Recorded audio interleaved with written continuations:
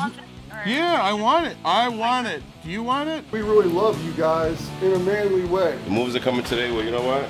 That's not like a George problem to me. Yeah? We about to get into the DY nasty. You know what I mean? A lot of times I feel like I'm a thoroughbred horse. Santa Monica, what the hell they got us in right now?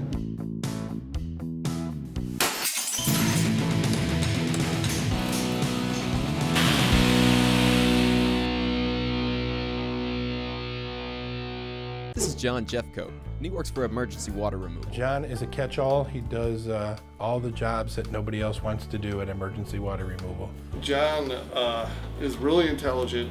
John's an idiot. He's a full-time driver for me. He'll drive me around to my appointments. Today, he's helping Miss Flory with a problem with her insurance. Miss Flory had a sewage backup about a year ago in her basement that affected the tile floor.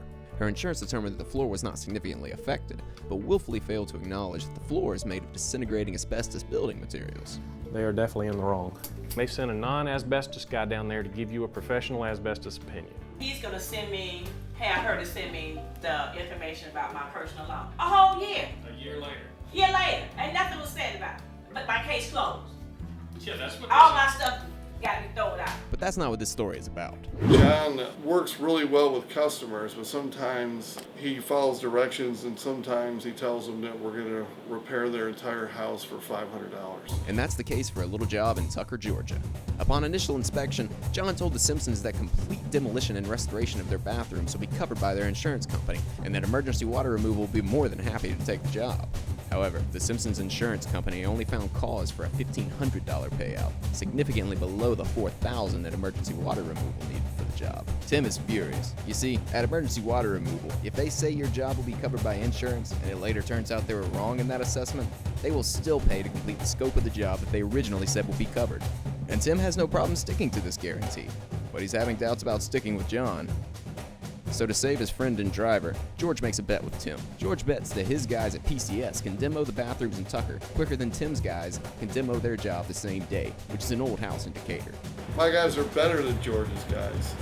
George's guys know it. They're upset about it, but they just have to get over it. The stakes? If Tim's team wins, George will pay Tim the $2,500 difference plus $500 more. If George's team wins, Tim will give George his previous car, a BMW convertible. Truth be told, George has been looking for an opportunity to get this car for a while.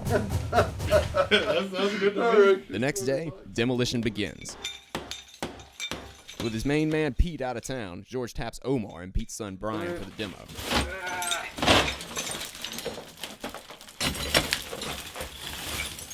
The house is more than 30 years old, and its wire mesh tiling is proving to be a difficult destruction. Whew. You see this? That's why I was one of those. Just messing around. Not messing around, but got caught. Hey, y'all might as well go ahead and get suited and be ready. Cause y'all is finna to work. Meanwhile, Tim's guys are also in for an unpleasant day as they suit up in protective head-to-toe Tyvek suits. You probably won't get the bulk of the mess that we got, so. Oh, yeah. We threw down towels, curtains, and I shoveled a lot of the crap out. Okay. 'Cause it was really bad and my mom kept gagging and throwing up. The line that we had was made of terracotta and asbestos. It was from 1963. The house's septic tank backed up into the house, affecting most major areas including the kitchen, living room, bathroom, and hallway. As a result, the house smells like a septic tank and it's filled with insects. The house's floor was built in the 1960s, and after a nice crap bath, it has no intention of coming up easy.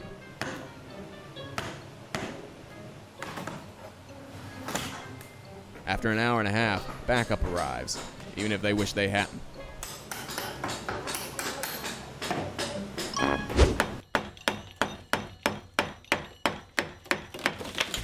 In Tucker, Brian finishes up the first bathroom, and Omar prepares to clean it.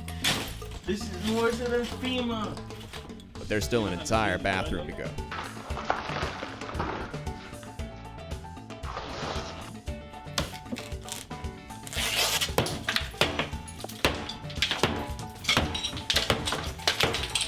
Back in Decatur, the guys are still struggling with the feces/waterlogged floor. But then Jamie pulls out the jackhammer and progress accelerates. But there's still some setbacks.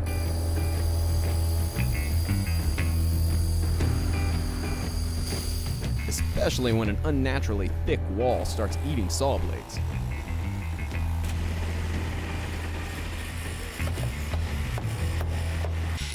After lunch, George and his childhood friend Tom come to help Omar and Brian. The floor's concrete and plywood subfloor has been affected by Category 3 water and need to come up. The problem was the subfloors. We had to completely take it completely out. Yeah, I mean, there was nothing. I couldn't, and I'll show you. See, there's a piece of wood. Oh, here.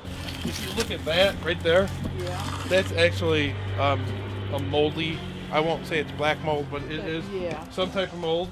So I just couldn't leave that. This is probably why our allergies have been bothering us so bad. Yeah, so I just couldn't leave it in there.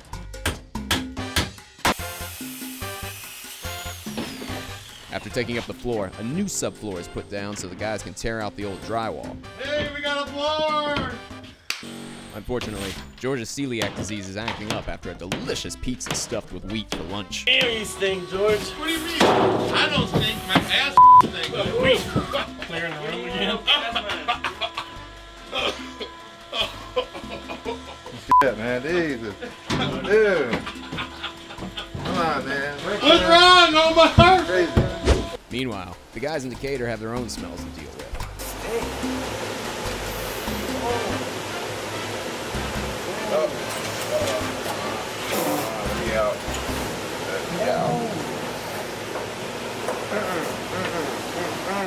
After the stank in the hallway is combated, the guys clean up in the living room and start in the bathroom.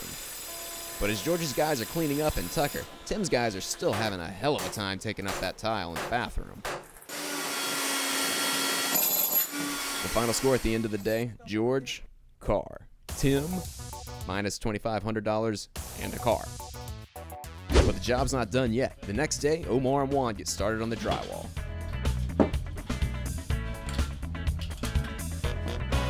Then in the afternoon, Gabe comes in to do the tile.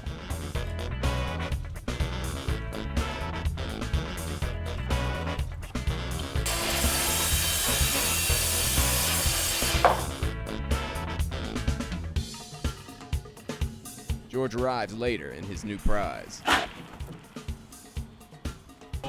Yeah, because we need to get this floor laid and that floor laid. You think you can do it or no? Yeah. You got 5 more hours or 7. I got it. Then we're set. Okay, so we're planning on doing tile tomorrow. You gotta put that shower in there. I know, we're doing that now. Oh, okay. We ain't gonna need one. I know. I'm kidding. You can only got 2 hands.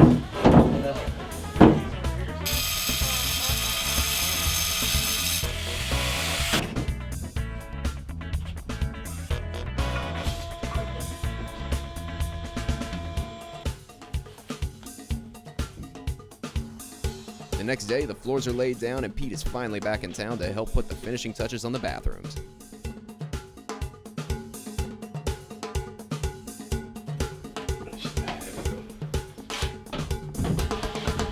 And after 2 days of reconstruction, the final product has emerged.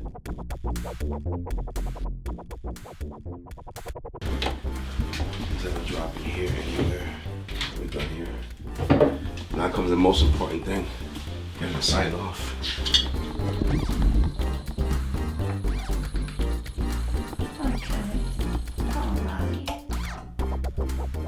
How's that looking? Yeah, it's fine.